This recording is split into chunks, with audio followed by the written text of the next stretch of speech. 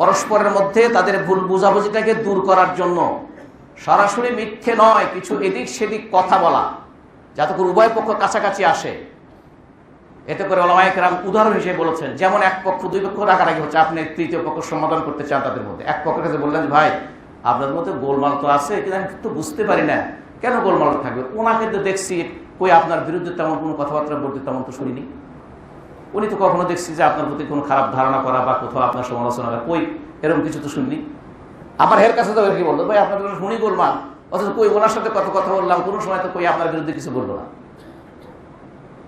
তাহলে এইটাকে বলা হয়, এখানে রাসূল বলছেন এটাকে কয়েকটা জায়গায় যে মিথ্যা কথা বলা জায়েজ, তার মধ্যে একটি হচ্ছে এটা, তার মধ্যে একটি হচ্ছে এইটা। উম্মে কুলসুম রাদিয়াল্লাহু তাআলা আনহা থেকে বর্ণিত, তিনি বলেছেন যে রাসূলুল্লাহ সাল্লাল্লাহু আলাইহি ওয়াসাল্লাম বলেছেন, লাইসাল কাযযাব আল্লাযী ইউসলিহু বাইনান নাস ফায়ানমি।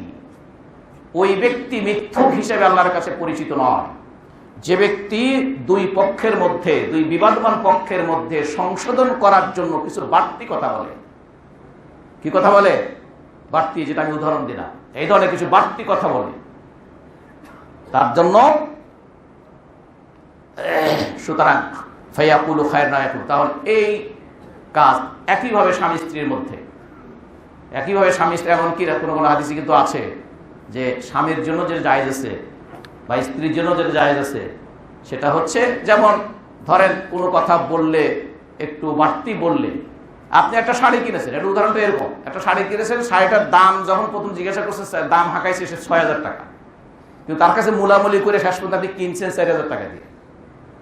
হ্যাঁ, এখন বাড়িতে এসে বউকে যদি বলেন যে ৪,০০০ টাকা কিনছি, তখন তার একটু মনটা বেশি দাম তো হলো না, কিন্তু প্রথম ধাক্কা দিয়ে যদি বলেন না ৬,০০০ টাকা দাম, ৬,০০০ টাকা, ৬,০০০ টাকা শাড়ি নিয়ে আসছি তোমার জন্য, এটাকে মিথ্যা বলে না, এটুকুন জায়েজ আছে আপনার জন্য।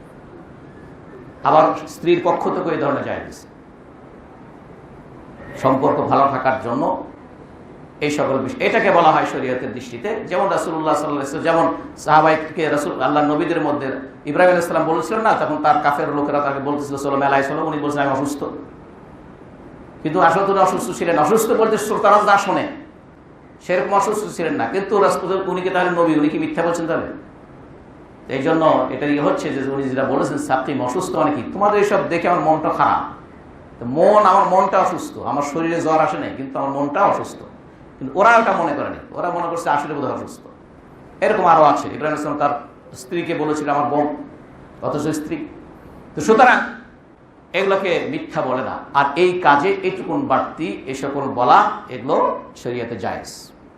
আল্লাহ রাসূল সাল্লাল্লাহু আলাইহি ওয়াসাল্লাম থেকে আরেকটি হাদিস রয়েছে সহিহ বুখারীতে, লাম আসমা ইউরাখাস ফি শাইইন মা ইয়াকুলুন নাস কাযবুন ইল্লা ফি সালাস। তিনটি ক্ষেত্রে এই ধরনের বাড়তি কথা বলা, যেটাকে মিথ্যার মতো মনে হয়, বলা জায়েজ। একটি হচ্ছে যুদ্ধের ময়দানে, যুদ্ধের ময়দানে, আরেকটি হচ্ছে মানুষের মধ্যে সংশোধন করে দেওয়া, আরেকটি হচ্ছে যেটা আমি বললাম, একজন ব্যক্তির তার স্ত্রীর সাথে অথবা একজন স্ত্রী তার স্বামীর সাথে এই ধরনের কিছু কথাবার্তা বলা, যাতে করে সে খুশি হয়।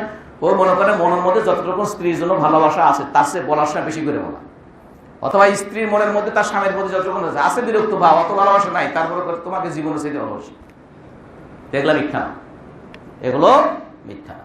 আল্লাহ আমাদের সকলকে কথা বোঝার তৌফিক দান করুক।